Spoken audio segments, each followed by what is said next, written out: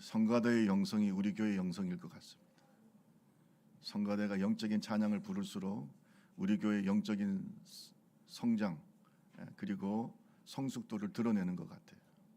성가대를 위해서 기도 많이 해주시기 바랍니다. 노래를 잘하는 것도 중요하지만 영적인 그런 영향력이 있어야 돼요. 파괴력이, 능력이 있어야 돼요. 기도 많이 해주시고 또 말씀 전하는 저를 위해서도 기도해 주시고 말을 잘하는 게 중요한 게 아닙니다. 하나님 말씀의 능력이 있기를 주님의 이름으로 축원합니다. 우리가 살고 있는 이 시대, 역사적으로 보면 이렇게 과학이 발달하고 문명이 발달된 시대가 있었나라고 생각하게 되죠. 최고로 과학과 문명이 발달된 시대, 원자력이라고 하는 에너지가 있어서 정말 끊임없이 그 에너지를 쓸 수 있는, 거의 영구적으로 쓸 수 있는 그런 에너지도 개발이 되고, 이제는 하늘을 나는 비행기도 자동차도 만들려고 하고, 그리고 뭐 사람의 두뇌와 비슷한 그러한 컴퓨터, AI 이런 것도 만드는 이런 시대 아닙니까? 이제는 장기도 뭐 여러 가지 짐승들에게 이렇게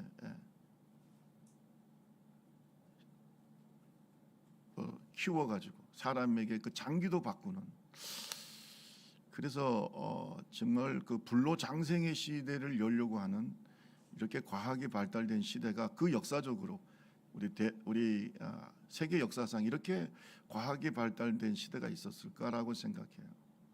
근데 옛날에 이렇게 과학이 발달되는 실증주의의 시대가 되면 기독교가 쇠락할 거라고 예언한 자들이 많습니다. 철학자들이. 여러분, 물질의 풍요는 있지만 그 물질의 풍요가 과연 우리에게 행복을 주고 우리의 인생을 보람 있게 하고 건강하게 하느냐, 우리의 영혼을 더 풍요로운 은혜 가운데로 인도하느냐, 그게 아닌 것 같아요. 어떻게 보면 어떤 학자는 지금 우리가 살고 있는 사람들의 마음이 정말로 불안하고 그리고 절망의 시대를 살고 있다, 이렇게 얘기하고 있습니다. 한국종교문화연구소에서 일하고 있는 유기쁨 박사가 일부 사람들이 현대 사회가 인간이 감당할 수 없는 지점을 향해서 가는데 그 끝이 자멸이라고 얘기하고 있어요. 자멸을 향해서 지금 우리가 달려가고 있어서 정말 우리 스스로 지구를 완전히 멸망시키고 있지 않냐, 이런 두려움이 있어요. 여러분, 그런 것이 미래를 얘기하고 있는 그런 영화를 보면요, 긍정적인 게 별로 없어요. 다 뭐 기계한테 점령을 당하고, 뭐 컴퓨터가 사람보다 더 우수해지고, 뭐 이런, 그러니까 완전히 지구의 미래가, 우리가 살고 있는 이 사회의 미래가 암울하게 자꾸 그리고 있어요. 이것은 하나의 예언적이라고 볼 수도 있어요. 그러니까 이것은 우리 현대를 살아가고 가장 과학이 발달된 시대를 살고 있는 우리의 마음이 평안하다, 불안하다, 불안한 겁니다. 그것이 영화로 드러나는 거예요.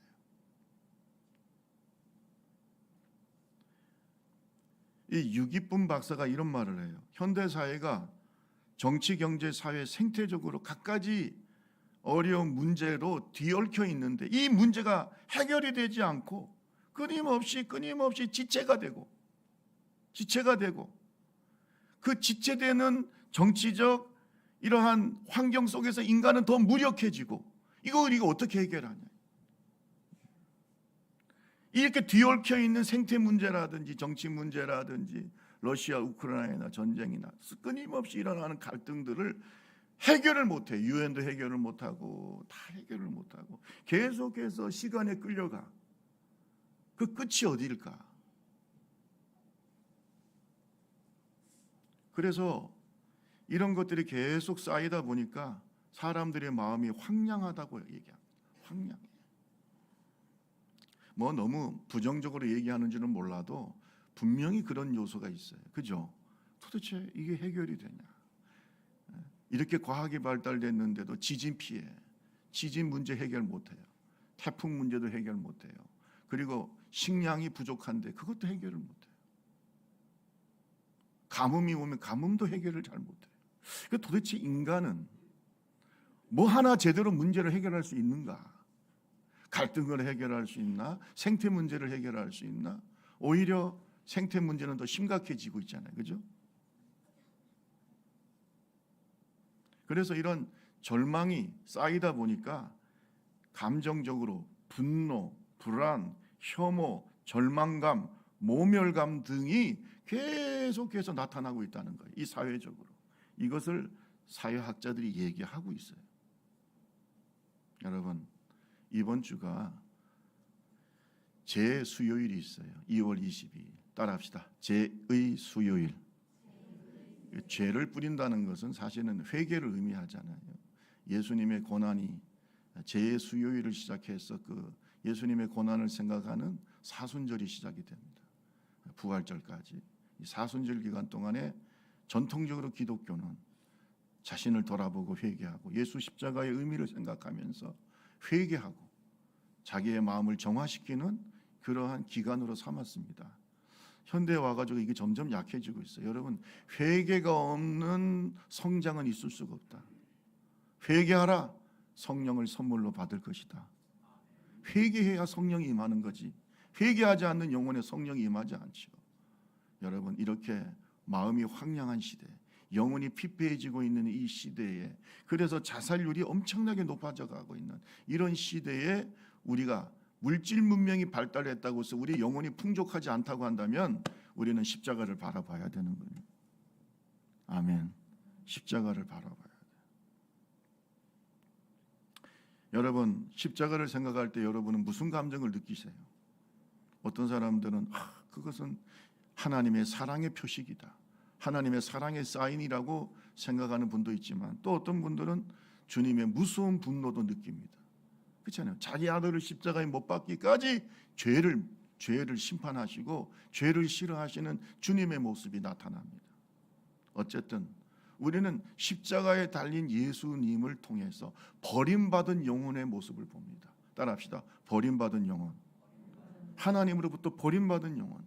하나님과 분리된 삶을 살고 있고, 그래서 하나님으로부터 버림받은 그 마음에 하나님이 없는 영혼들의 모습이 예수님이 당한 그 고통 속에서 나타나고 있는 거예요. 우리 다 같이 27장 45, 46절 읽어봅시다. 제6시로부터 다 같이 읽습니다. 시작.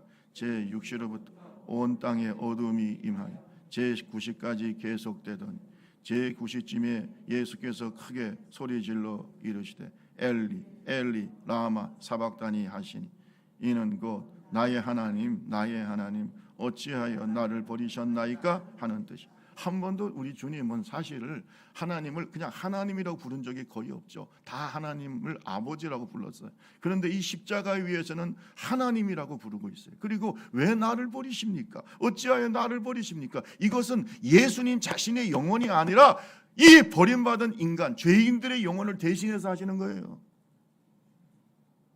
예수님을 십자가에 못 박는 그 버림받은 영혼들, 하나님께서 당신의 형상으로 창조하셨지만 창조의 목적도 잃어버리고 구원의 목적도 잃어버리고 마음의 우상을 만들고 자기 마음대로 살아가면서 예수를 십자가에 못 박는 그 영혼들을 대신한 외침이신 줄로 믿습니다. 어찌하여 나를 버리십니까? 예수님이 버림받을 일을 한 적이 없잖아요. 이것은 우리 죄인들을 대신한 주님의 고통이에요. 여러분, 성경에 보면 하나님으로부터 버림받은 영혼들의 모습이 나타나는 경우가 있습니다. 그 중에 대표적인 케이스가 두 가지가 있는데, 하나는 사울 왕입니다. 하나님께 버림받았을 때 사울 왕이 어땠을까? 그리고 가룟 유다의 모습 속에서 버림받은 영혼들의 그러한 절망적인 모습이 아주 적나라하게 드러나게 돼요.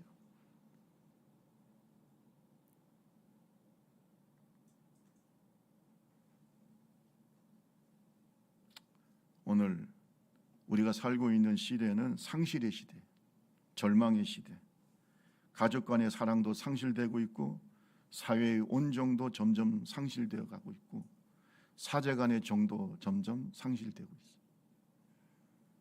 교회 안에도 사랑이 식어가고 있어요.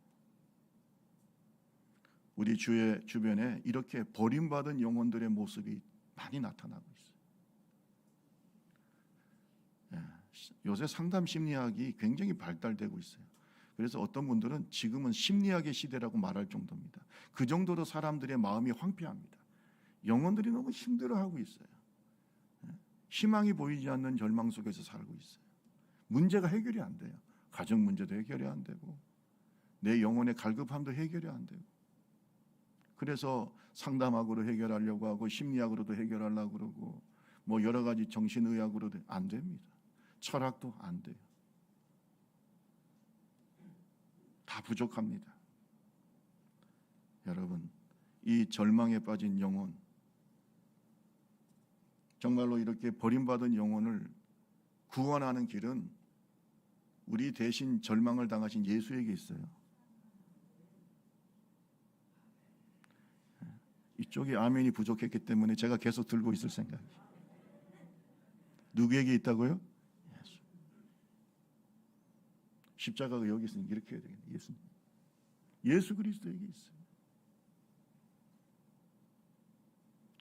교회를 다니는데도 왜 그러면 이런 절망의 문제가 해결이 안 됩니까? 버림받은 영혼의 모습을 갖고 있습니다. 영접을 안 했어요. 십자가에 달린 예수를 구경하고 있지. 십자가에 달린 예수를 바리새인들처럼 구경하고 있지 자기 마음속에 영접을 안 했다. 따라합시다. 구경하지 맙시다. 십자가 구경하러 온 거 아니잖아요. 교회 그잖아요. 여러분 십자가 구경하러 오셨습니까? 여러분 예수님 밑에도요 십자가에 달린 예수를 구경하는 사람들 많았어요. 대제사장의 무리들, 바리새인들의 무리들 고개를 흔들면서 네가 너를 구원해 봐라, 별소리를 다 하면서 로마 병사들까지 예수님의 십자가를 구경한 자들 많아요. 하지만 예수님의 십자가에 달린 그 십자가에 달린 그 예수의 절망을 보고 자기의 절망을 깨닫고 자기가 하나님께 버림받은 영혼이 죄인임을 깨닫고 예수를 영접한 사람은 극소수였어요. 교회가 많아. 어디든지 십자가 있어요. 여러분 한국의 모습을 어떤 분이 그러더라고요. 외국인이 참 십자가가 많다고. 제가 미얀마 가니까요 어디 가든지 불교절이 있어요. 우리나라 사찰은 저기 뭐 산에 있고 좋은 이런 산에 있지만은 풍경 좋은 데 있지만 미얀마 갔더니요 마을에 교회가 있듯이 절이 있어요. 그래서 우리나라도 보면은요 어디든지 십자가가 있대요. 여러분 십자가 구경하지 말고 십자가에 달리신 예수를 바라봅시다. 그 구경을 뭐라고 합니까 우리가? 그렇잖아요. 예수님은 당시 종교자 지도자들, 대제사장, 서기관, 바리새인들 이러한 종교 지도자들의 시기로 로마 정부의 고발을 당했고 총독 빌라도에 의해서 십자가형을 받게 됩니다. 그리고 십자가 위에서 버림받은 영혼의 고통을 당하십니다.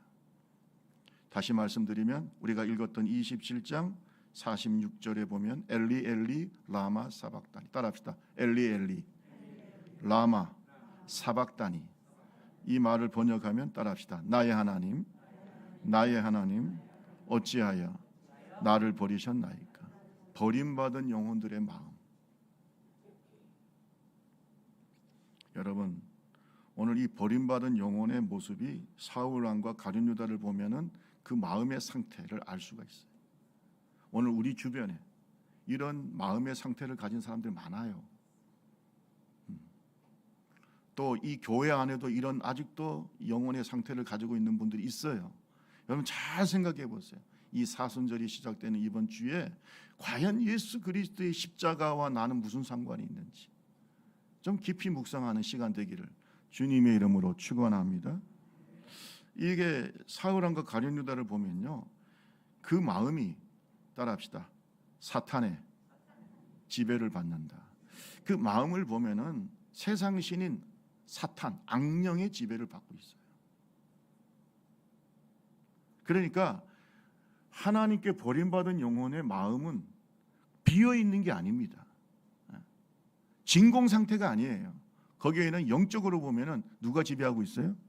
사탄의 영이 지배하고 있어요. 자, 사무엘상 16장 14절을 보면은 여호와의 영이 사울에게서 떠나니까 여호와께서 부르시는 뭐가 들어가요? 악령이 들어가서 그를 어떻게 했다? 번뇌케 했다. 미쳐 돌아가게 했다는 겁니다. 악령이 들어가잖아요. 악령이. 여러분, 악령이 있습니다. 성령이 있다면 빛이 있으면 어둠이 있는 거예요. 그래요, 안 그래요? 악령이 있어요. 악령이 들어갔다고 그러잖아요. 악령이 지배를 받는 겁니다. 하나님께 버림을 받았어요. 사울이 불순종함으로 말미암아 하나님께서 당신을 버렸다고 그랬어요. 하나님도 사울을 버렸다고 그랬어요. 왜? 하나님 말씀을 버리니까. 나도 너를 버려. 왕이 되지 못하게 하셨나이다. 그때부터 뭐가 들어갔어요? 악령이 들어갔어요.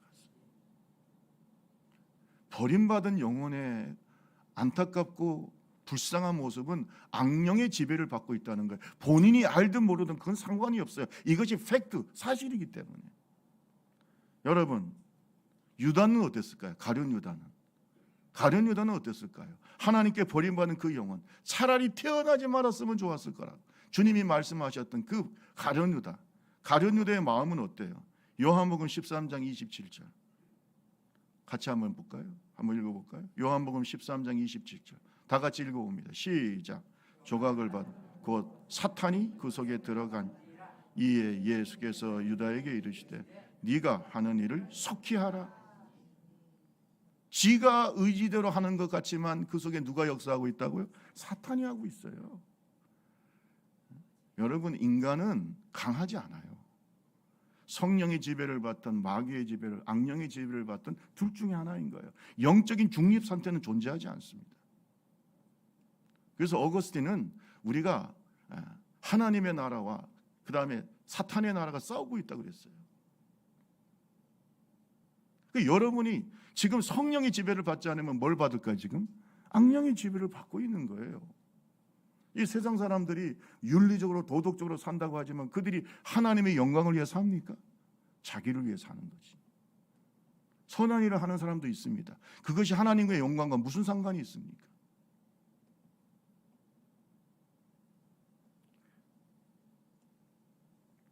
고린도후서 4장 3절 4절에 보면 만일 우리 복음이 가리웠으면 망하는 자들에게 가려진 것이라. 그 중에 이 세상의 신이 믿지 않은 자들의 마음을 뭐 한다고 그랬어요?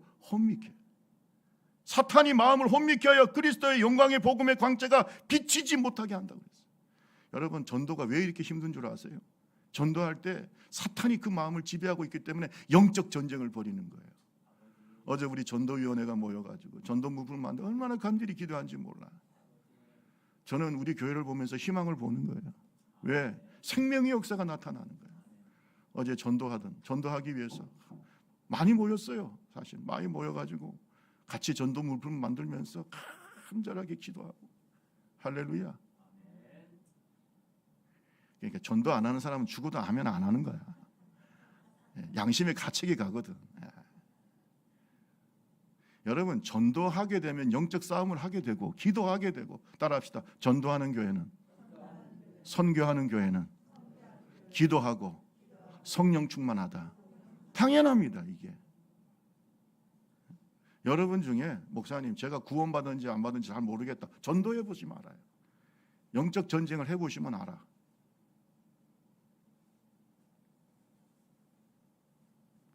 토요일마다 전도하기로 했으니 마음이 힘들고 아이고 목사님 내 마음이 지금 힘듭니다. 전도하러 오세요.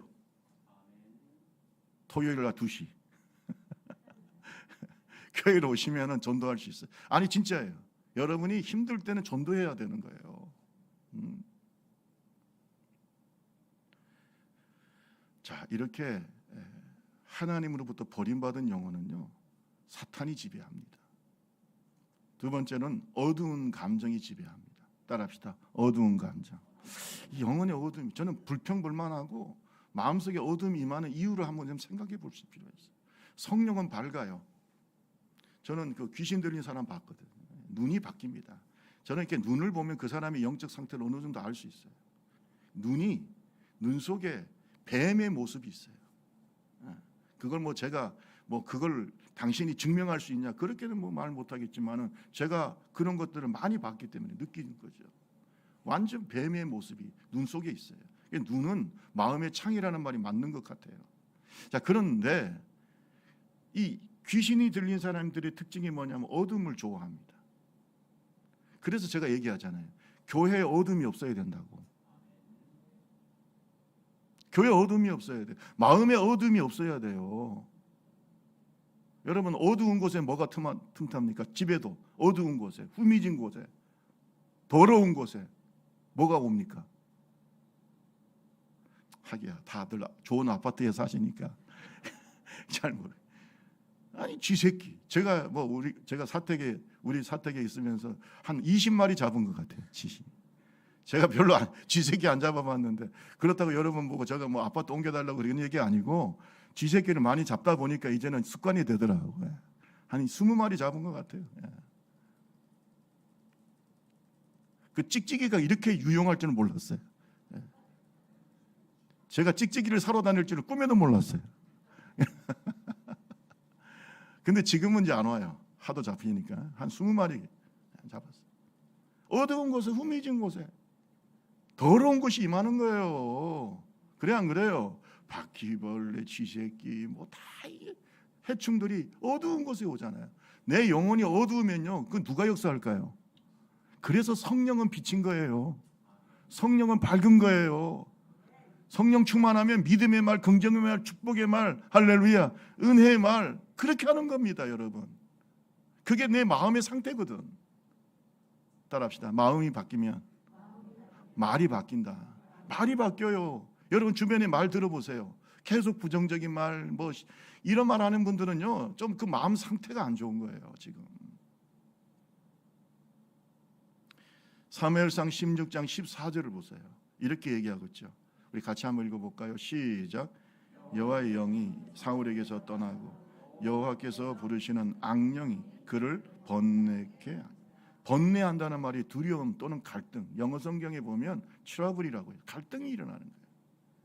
그러니까 두려움이 임하는 거예요. 여러분, 하나님의 영이 떠나면요, 하나님의 심판을 느끼는 겁니다. 하나님의 징계를 느끼잖아요. 그러니까 당연히 두렵죠.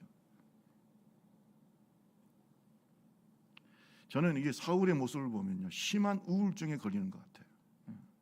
그게 뭐 정말 심리적으로 이렇게 조사해 보지는 않았지만 딱 보면 저도 공부를 했기 때문에 그 부분에 아주 심한 우울증에 걸리는. 그래서 우울증이라는 게 마음의 어두움이거든요. 사실은 지옥을 경험하는 겁니다. 자살하는 사람들의 70% 이상이 우울증의 단계를 거칩니다. 살고 싶지가 않은 거예요. 사람들 만나기도 싫어. 그래서 항상 어두운 곳에 홀로 있습니다. 고독합니다. 이 우울증이 그런 모습이 있어요. 그래서 우울증을 해결하려면 빛 가운데로 나가야 돼요. 좀 아멘 해봐야지. 전문적인 얘기를 하면 좀 아멘 좀 해. 예. 여러분 마음이 우울하고 답답하고 뭔가 모르게 불안하고, 예? 고독을 느끼고 그러면요, 반대로 가야 되는 거예요. 더 적극적으로 어디로 나가야 돼? 햇빛도 받고. 겨울철에 우울증 환자들이 늘어나거든요. 그러니까 밖으로 자꾸 나가. 춥다고 그러지 말고. 예? 그래서 저는 사모님하고 황구지천을 열심히 걷잖아요. 어제도 걸었어요. 황구지천이 얼마나 좋은지 몰라. 참 우리 교회가 입지가 좋아요. 요 뒤에 이제 개발되고 나면 그 뒤에 공원도 생긴다고 하니까 얼마나 좋은지 몰라. 할렐루야. 예. 여러분 주변에 자꾸 산책도 가시고 마음을 편안하게 하고, 따라합시다. 마음을 밝게. 밝게 해요. 성령으로. 아멘. 예, 정말 답답하고 마음이 우울해지면 찬송 불러. 할렐루야. 아멘. 죽어도 안 하는 사람들, 순종 안 할 사람들이. 마음을 우울하게 놔두지 말라고요. 계속해서 내 마음을 밝게. 이 예배에 참석하는 것도 굉장히 중요한 겁니다. 굉장히 중요한 거예요. 우울증 치료를 위해서 약물 치료라든지 정신과적인 상담 제가 부정하는 게 아닙니다. 근데 해결이 잘 안 됩니다. 해결은 예수에게 있습니다. 아멘. 성령 충만하면 해결이 돼요. 성령은 빛입니다. 성령의 밝은 빛이 내 영혼에 비추면요, 어둠이 어떻게 해요? 어떤 사람이 집에 들어왔는데 어둠이 가득해. 이 어둠을 어떻게 쫓아낼 수 있을까? 창문을 열어도 쫓아낼 수 없고, 빗자루로 쓸어도 어둠을 쫓아낼 수 없고. 여러분, 방의 어둠을 쫓아내는 제일 좋은 방법은 뭘까요? 제가 알려드려야 되겠네 보니까. 방이 어둠이 가득한데 빗자루도 안 되고 선풍기를 틀어도 안 되고 창문을 열어도 안 되고 방법이 뭐예요? 그렇죠. 빛이 들어오면 끝나는 거예요. 내 영혼의 어두움은 어떤 심리적인 방법이나 뭐 여러 가지 뭐 노력보다 빛이 들어오면 되는 거야. 그 빛이 성령의 빛이에요. 예수의 빛이에요. 복음의 빛이에요. 우리 옆 사람하고 얘기합시다. 성령의 빛이 충만하기 바랍니다. 시작. 성령 충만하지 않으니까 맨날 부정적인 얘기. 그런 부정적인 사람이 있으면요, 옆 사람 다 또 부정적이 돼. 또 그래요, 맞아. 좋은 얘기는 또 감염이 잘 안 되는데 이게 나쁜 거는 감염도 잘 돼. 꼭 그것처럼 누룩 비유 있잖아요. 예수님께서 갑자기 누룩이 그냥 팍 퍼지잖아요. 교회도 말이죠. 우리 교회는 잘 돼, 부흥해, 아름다워. 뭐 김상명 목사님 설교 잘해. 이런 거는 별로 잘 전달이 안 되고 우리 교회는 안 돼. 그거 봐. 저가 찬송도 잘 안 되잖아. 기도도 안 하잖아. 그러니까 부정적인 얘기는 말이에요. 막 그래요. 재밌어. 다른 사람에 대해서 나 얘기할 때도 좋은 얘기들은 또 잘 안 하죠. 하면 또 재미가 없어요. 여러분 한번 해보세요. 한번 해보시면 여러분 인간이 얼마나 악한 존재인 줄 알아요. 남을 칭찬하는 말을 하면은요 몇 분 정도 할 것 같아요. 여러분 좋습니다. 뭐 멀리 안 가겠어요. 여러분 남편 한번 칭찬 한번 해보세요. 자, 지금 하라는 게 아니고 다른 사람 만날 때 남편 칭찬은요 한번 해보시면 얼마 정도 몇 분이나 할 것 같습니까? 몇 분이나? 우리 남편은 그냥 그래도 그 인간은 잘 씻긴 잘 씻어. 그리고 끝이야. 그 인간은 그래도 집에 들어오면 뭐 필요한 건 설거지는 한 번씩이야. 청소기 한 번씩 돌려. 그리고 난데 더 이상 할 말이 없어. 왜냐하면 반응이 별로 안 좋아. 그냥 뭐 그래요. 그럼 그 끝이요. 네, 우리가 그 인간이야. 나를 속썩였는데 그럼 그래요? 뭐?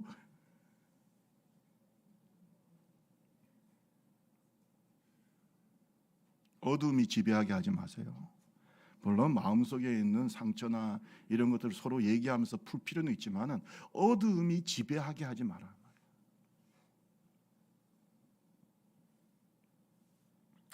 로마서 1장 28절에서 31절에 보면 이 하나님을 두기 싫어하는 마음, 하나님으로부터 버림받은 영혼의 모습을 이렇게 얘기하고 있어요. 하나님께서 그들을 상실한 마음대로 내버려 뒀는데 29절에 불의, 추악, 탐욕, 악의, 시기, 살인, 분쟁, 사기, 악독, 수근수근, 비방, 하나님께서 미워하고 능욕, 교만, 자랑, 악을 도모하고 부모를 거역하고 우매하고 배약하고 무정하고 무자비. 다 어둠이잖아요. 여러분 여기 밝은 말이 있습니까? 어두운 감정과 어두운 말과 어두운 행동을 몰아내세요.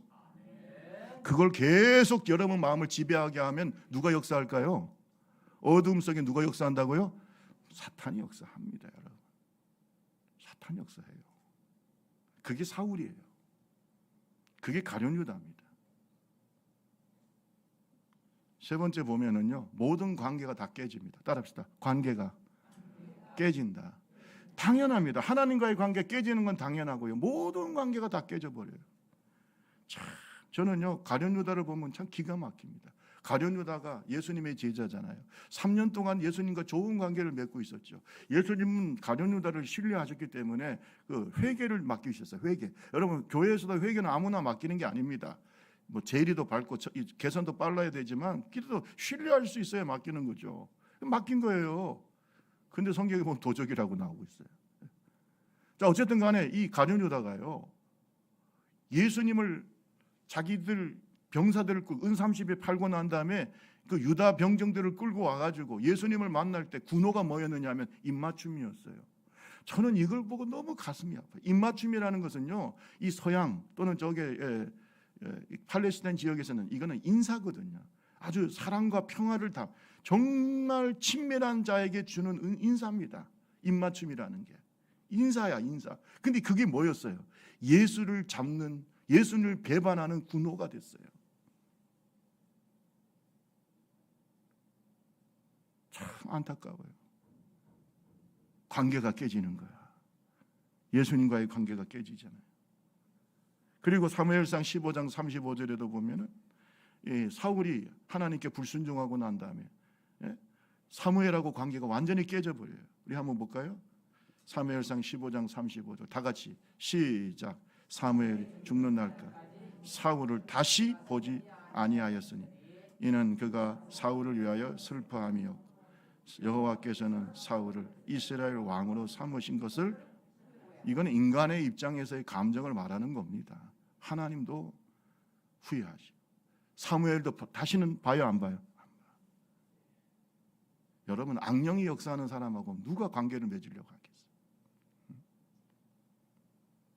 목사 자식들한테는요, 자기 딸이나 아들을 줘도 무당 자식들한테는 안 주려고 그래요.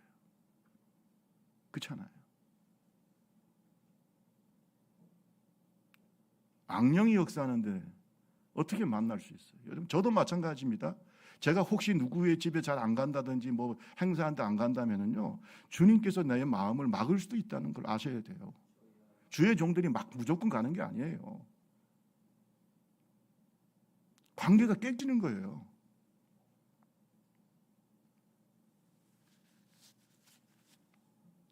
여러분, 옆 사람하고 인사합시다. 영성은 관계입니다. 시작. 성령이 충만하고 하나님과의 관계가 좋으면 모든 사람과의 관계가 해결되고 풀려요. 아멘. 근데 여러분, 하나님과의 관계가 끊어지게 되면 다 꼬이게 되고 단절이 되는 겁니다. 그것이 가룟유다입니다. 그래서 그 속에 고독이 임하는 거예요. 사울에게 고독이 임하는 거예요. 마지막으로 절대 절망에 빠지게 됩니다.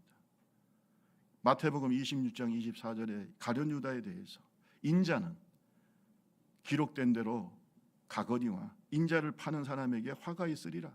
그 사람은 뭐예요? 차라리 태어나지 않았으면 제게 주. 여러분, 존재 자체가 부정답니다. 하나님께서 저거는 괜히 태어났어. 저 인생은 아무 도움이 안 돼. 하나님의 영광에 도움도 안 되고. 그리고요, 마태복음 27장 5절에 보세요. 우리 같이 한번 읽어볼까요? 마태복음 27장 5절 시작. 유다가 은을 성소에 던져놓고 물러가서 뭐 했다고 그래요? 자살했잖아요. 여러분, 절대 절망은 인간을 죽이는 겁니다. 이게 마귀 역사예요. 악한 영이 들어가서 역사하니까 결국 도적이 오는 것은 도적질하고 죽이고 뭐예요? 멸망시키는 거잖아요. 이것이 하나님으로부터 떠나고 하나님으로부터 버림받은 세상 사람들의 모습이다. 교회 안에도 이런 사람들이 있을 수 있기 때문에, 불신자들이 있기 때문에 오늘 저와 여러분들 이 사순절이 시작되는 재수요를 앞두고 우리의 마음이 하나님을 향하기를 바랍니다. 예수 십자가를 구경하지 마세요. 예수 십자가 밑에 있는 구경꾼 중에 한 사람이 되지 마세요. 예수님을 위해서 목숨을 걸 수 있는 제자가 되세요. 예수를 위해서 목숨 걸 수 있는, 예수님과 함께 십자가에 못 박힐 수 있는 제자가 되란 말이에요. 교회에도 끊임없이 구경만 하는 사람들이 있어요. 구경하는 사람 특징이 뭔 줄 아세요? 마음의 어둠이 넘쳐요.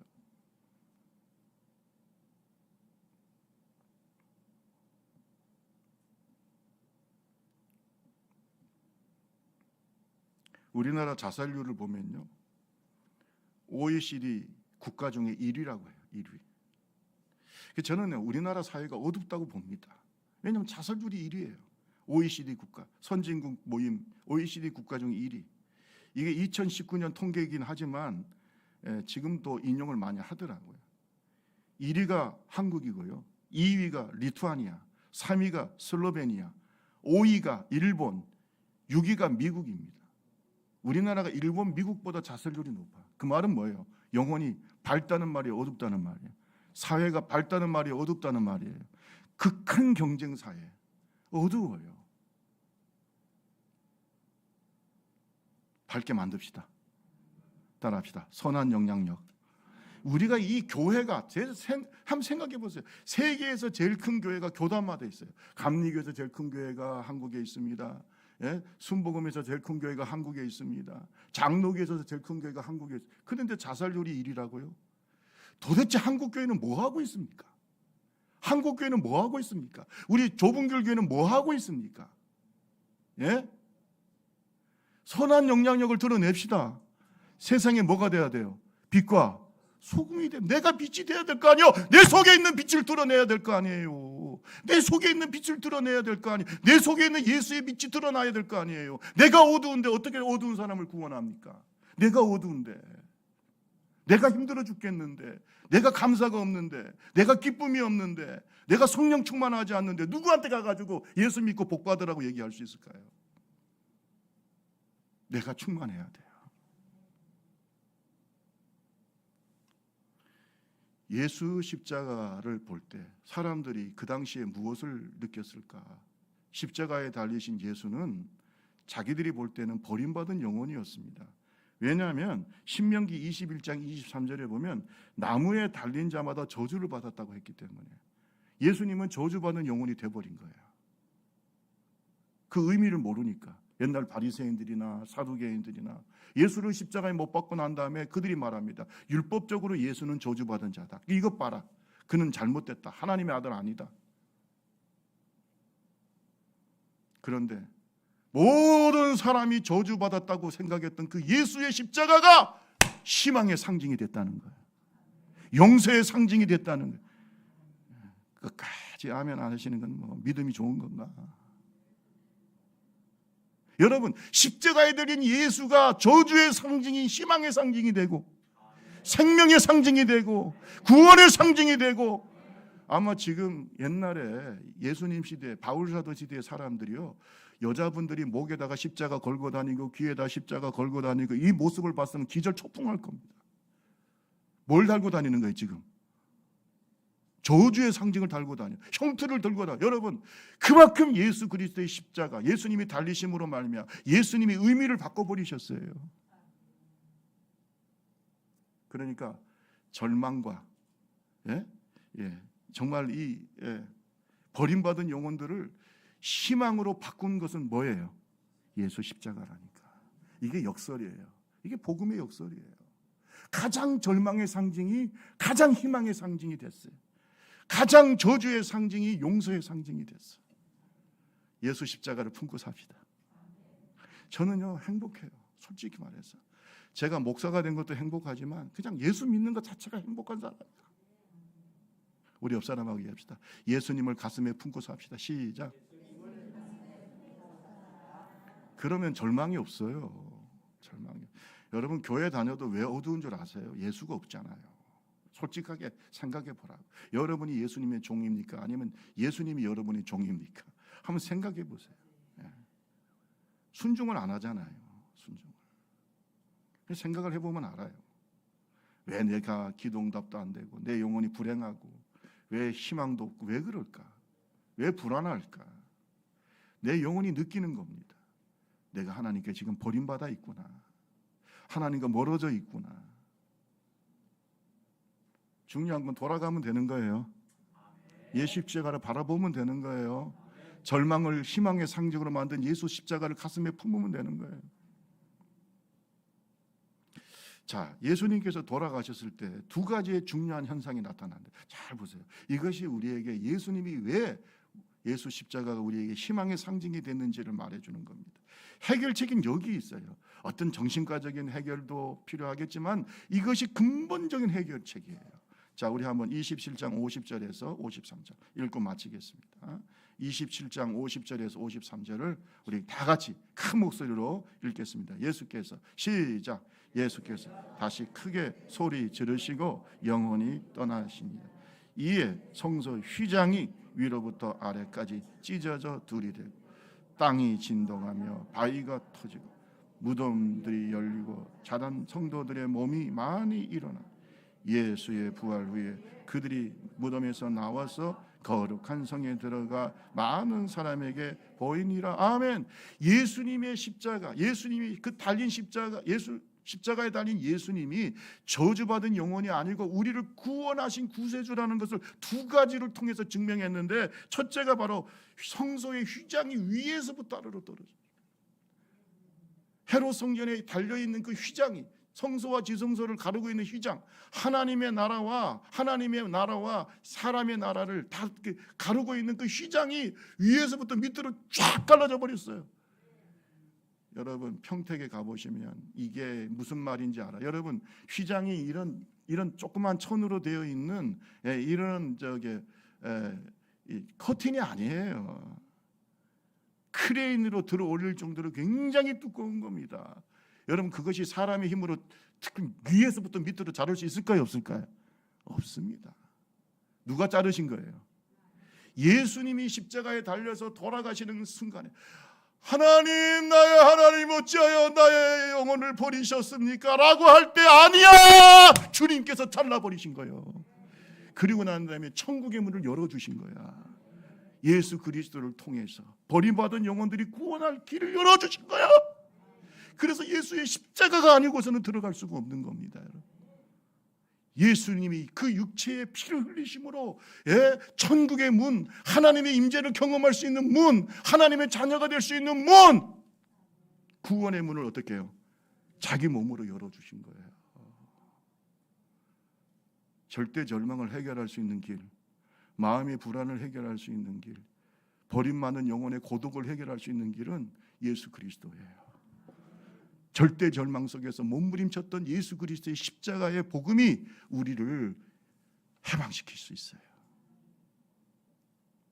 그리고요, 예수님이 돌아가셨을 때 그 증거로 무덤이 열리고 자던 성도들의 몸이 많이 뭐했다고 그랬어요? 부활했어요. 무덤은 절망이잖아요. 그 절망이 생명으로 바뀐 것이 바로 부활이죠. 따라합시다. 복음 속에 부활이 있다. 생명이 있다. 아멘. 내 영혼이 살아나는 길, 이 어둠과 마귀의 지배에서 살아나는 길, 죽음의 공포에서 살아나는 길 뭐에 있어요? 예수 그리스도의 복음에 있어요. 그래서 가룟 유다는 그것을 끝까지 거부하다가 스스로 자살했고, 베드로는 가슴을 치면서 하나님, 내가 잘못했어요. 내가 예수님 다시 한번 내가 잘 믿겠어요. 몸부림치며 회개했을 때 그에게는 부활의 축복이 임하게 된 줄로 믿습니다. 다시 사명을 주신 거 아닙니까? 말씀을 마치겠습니다. 엘리 엘리 라마 사박다니, 나의 하나님 나의 하나님 어찌하여 나를 버리셨나이까. 예수님은 우리를 위해서 스스로 십자가에 위해서 버림받은 영혼이 되셨어요. 예수님이 죄가 많아서 버림받은 것도 아닙니다. 예수님은 하나님을 배반하거나 불신정하신 적도 없어요. 주님이 버림받은 영혼이 된 것은 다 누구 때문이에요? 나를 구원하기 위해. 아멘. 버림받았던 나를 구원하시기 위해서 주님께서 스스로 십자가에서 버림받은 영혼이 되신 줄로 믿습니다. 여러분, 지금도 우리 주변에 많은 버림받은 영혼들이 있습니다. 정말 희망을 버리고 다 절망 속에서, 그리고 여러 가지 고난 속에서 정말 마음의 어두움을 품고 몸부림치는 고독한 영혼들이 우리 주변에 너무나 많습니다. 먼저 우리 스스로 우리의 마음 속에 예수 십자가를 품고 삽시다. 그리고 선한 영향력, 예수의 향기를 드러내는, 예수의 빛을 드러내는 저와 여러분 다 되시고 우리 좁은 길 교회 되시기를 주님의 이름으로 축원합니다.